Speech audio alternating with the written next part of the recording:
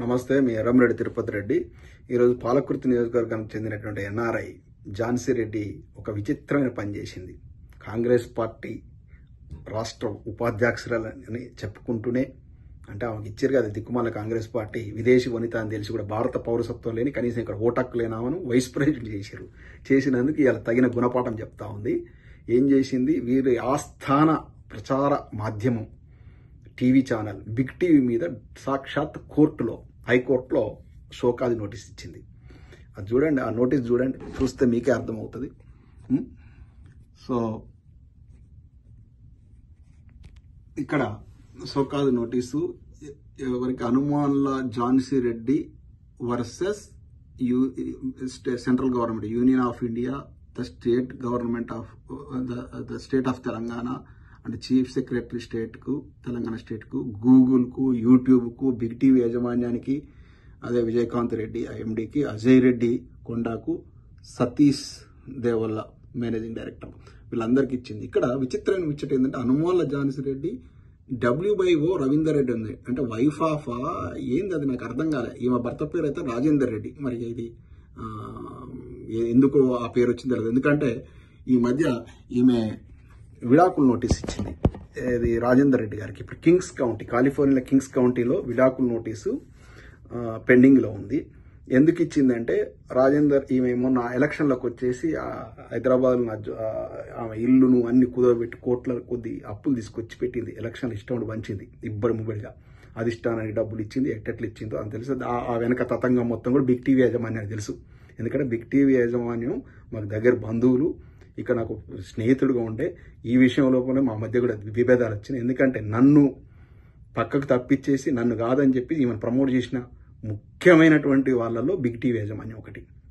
ఈ దుర్మార్గురాలను తీసుకొచ్చేసి ఈమె ఏదో చేస్తుంది, అక్కడ ఉద్ధరిస్తుంది అని చెప్పేసి, తిరుపతి రెడ్డి అన్న కంటే ఆయన 20 కోట్లు 30 కోట్లు ఎలక్షన్లో ఖర్చు పెట్టగలడు, కానీ అంతకంటే 100 కోట్లు 200 కోట్లు ఖర్చు పెడుతుంది. విపరీతంగా సంపాదించింది. లక్కిరెడ్డి బాలరెడ్డి అని దుర్మార్గుడు ఉండే, ఆయన యొక్క పెంపుడు కూతురులాగా పెరిగింది ఈమె.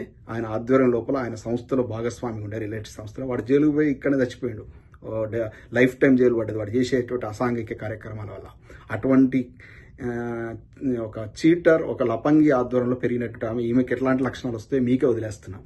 వచ్చి ఇబ్బడి ముబ్బడి సంపాదించింది. కొన్ని 100 అపార్ట్మెంట్లు ఇక్కడ రెంటల్ ప్రాపర్టీస్ ఉన్నాయి సంపాదించింది. ఈమె అయితే బాగా పెడుతుందని రేవంత్ రెడ్డి గారికి ఇంట్రడ్యూస్ చేసేసి, పార్టీకి పెద్ద ఎత్తున ఫండింగ్ ఇప్పించేసి, ఈమెకు టికెట్ రావడంలో తీవ్రమైన కృషి చేసినటువంటి యాజమాన్యం ఎవరంటే బిగ్ టీవీ యాజమాన్యం. అందుకే వాళ్ళు ఇలా ఆక్రోశం చెప్పుకుంటున్నారు. దాంట్లో ఈమెకు వెన్నుదన్ను లేబడి తిరుపతి రెడ్డి మాకు చాలా దగ్గరుడు, ఆయన కాదని కూడా సపోర్ట్ చేస్తే మాకు తగిన శాస్తి చేస్తా ఉందని చెప్పి బాధపడతా ఉన్నాడు. ఒక్క బిగ్ టీవీనే కాదు, ఈమెకు వెన్నుదన్నుగా నిలిచిన ప్రతి ఒక్కరిని, హనుమాన్ల తిరుపతి రెడ్డి వాళ్ళ ఫ్యామిలీ మెంబరు, అతని పాపం డే 1 నుంచి ఎంబట్టున్నాడు. హనుమాన్ల నరేందర్ రెడ్డిలు, ఇద్దరు హనుమాన్ల నరేందర్ రెడ్డిలు, పెద్ది కృష్ణమూర్తి, నిరంజన్ రెడ్డి మాకు దగ్గర బంధువు. ఆయన నన్ను కూడా కాదని ఈమెను సపోర్ట్ చేశాడు. ఇలా ఒకరా ఇద్దరు రామసాయి కిషోర్ రెడ్డి, చాలా మంది నాయకులు, చెప్పుకోదగ్గ నాయకులు అందరూ కూడా ఈమెకు సపోర్ట్ చేశారు. సపోర్ట్ చేసి మనము తీవ్రంగా డిఫెండ్ చేసినాం. ఈమెకు సిటిజన్షిప్ లేదనేది ఎస్టాబ్లిష్ చేయడం సఫలీకృతమైన. దాంతో ఏమైందంటే, కోడలు తీసుకొచ్చేసి అధిష్టానం డబ్బులు తీసుకుంది పెద్ద ఎత్తున ఈమె దగ్గర, తీసుకొచ్చి కోడలకు టికెట్ ఇవ్వడం. అప్పుడు ఎవరు నిలబెట్టినటువంటి గెలిచేటువంటి పరిస్థితి ఉండే. ఎందుకంటే దయాకర్ రావు గారు డెవలప్ చేయలేదని కాదు, బీఆర్ఎస్ పార్టీ డెవలప్ చేయలేదని కాదు.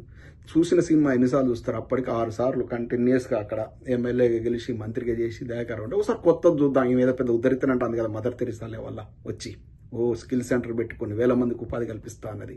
ఆ స్కిల్ సెంటర్ భాగవతం ఇంతకుముందు కూడా చెప్పిన, అది ఫెమా యాక్ట్కి విరుద్ధంగా 70 ఎకరాల భూమి ఈమె భర్త కలిసి కొన్నారు. వీళ్ళు విదేశీ పౌరులై ఉండి మన ఇండియాలో అగ్రికల్చర్ భూములు కొనొద్దు, మన కాన్స్టిట్యూషన్ రాజ్యాంగం స్పష్టంగా చెప్తుంది. అప్పుడు అంబేద్కర్ మహనీయుడు పెట్టినటువంటి పాయింట్ అది ఏంటంటే, విదేశీయులు వచ్చేసి ఇండియాలో అగ్రికల్చర్ భూములు కొనొద్దు, ఆ అవకాశం ఇస్తే మన దగ్గర రైతుల దగ్గర ఉన్న భూములు మొత్తం వాళ్ళు ఇష్టమైన డబ్బు వెదర్లు కొనేసి మనం కూలీలుగా మారుస్తారు, మనల్ని అలా పనులుగా మారుతారు. అంటే స్వాతంత్ర ఉద్యమం చేసిందే మన భారతదేశానికి స్వాతంత్రం రావడం కోసం కదా, మనకు ఫ్రీడమ్ రావడం కోసం కదా. మళ్ళీ విదేశీయుల చేతులకు వెళ్ళిపోద్దని కాన్స్టిట్యూషన్లో పొందుపరిచారు. అది వేరే దేశస్తులు మన దగ్గర భూమి కొనకూడదు, అగ్రికల్చర్ భూమి, అర్బన్ ప్రాపర్టీ కాదు. కానీ వీళ్ళు ఏం చేశారంటే, దుర్మార్గులు అన్ని ఫేక్ ఆధార్ కార్డులు, ఫేక్ అన్ని సృష్టించి, ఈమె దిట్ట అటువంటి వాటిలో సృష్టించడం, సృష్టించి మన దగ్గర గుర్తూరు దగ్గర అగ్రికల్చర్ ల్యాండ్స్ కొన్నారు. అది ఇప్పుడు కోర్టులో పెండింగ్లో ఉంది. బిగ్ టీవీ యజమానికి ఒకటే చెప్తున్నా, మీకు చిత్తశుద్ధి ఉంటే ఈమె ఫెమా యాక్ట్కి విరుద్ధంగా ఉన్న ఆ భూములను ఎక్స్పోజ్ చేయండి, జైలుకు పోతుంది. ఎందుకంటే అది పెద్ద నేరం, అతి పెద్ద నేరం, ఈడీ ఇన్వాల్వ్ అవుతుంది. మీకు ఒకటే విజ్ఞప్తి చేస్తాను బిగ్ టీవీ యాజమాన్యానికి, మీకు చిత్తశుద్ధి ఉంటే మన ప్రాంతానికి, మన ఉమ్మడి వరంగల్ జిల్లా, మన మహబూబాద్ ప్రాంతానికి న్యాయం జరగాలంటే ఇటువంటి దుర్మార్గాలు అక్కడ ఉండొద్దు. ఆమె మీద కేసు ఫైల్ చేయించండి. ఫెమా యాక్ట్ విరుద్ధంగా మీ టీవీ యాజమాన్యం దాన్ని ఫోకస్ పెట్టండి. గుర్తులు అన్ని విలువలుగా తీసుకురండి, కోర్టు పోండి, చేయండి.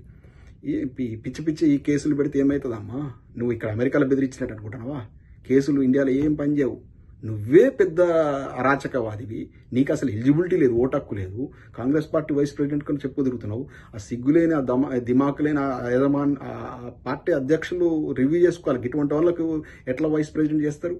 ఈమె వచ్చేసి అనధికారి ఎమ్మెల్యేగా అక్కడ మొత్తం ఒక వేరే కంట్రీ సిటిజన్ ఉండి అక్కడ అన్ని అఫీషియల్ కార్యక్రమాలు పాల్గొంటూ మొత్తం ఆఫీసర్లను బెంబేలెత్తిస్తూ మొత్తం నాయకులందరినీ ఈమెకు వెన్నుదన్నుగా నిల్చొని అందరినీ రాజకీయంగా బొంద పెడుతూ అందరినీ ఇబ్బంది పెడుతూ చేస్తుంటే మరి కాంగ్రెస్ పార్టీ ఎందుకు ఇట్లా చేస్తుందో నాకు అర్థం కావట్లేదు.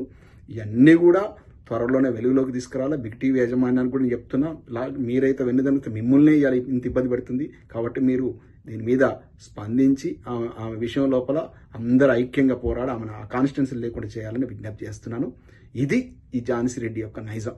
ఇటువంటి దుర్మార్గాలు తీసుకొచ్చేసి పాలకుర్తులు అందరినీ రాజకీయంగా బొందబెట్టింది. లాస్ట్ టీవీ ఛానల్కి ఇవాళ నోటీస్ ఇవ్వడం జరిగింది.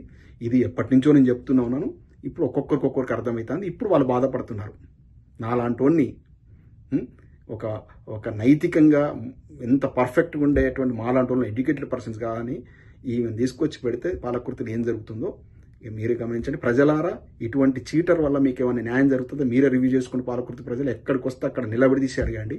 నువ్వు చేస్తున్న కార్యక్రమాన్ని నువ్వు ఎవరు, అసలు ఈ కాన్స్టిట్యున్సీకి నీకు సంబంధం ఏంది?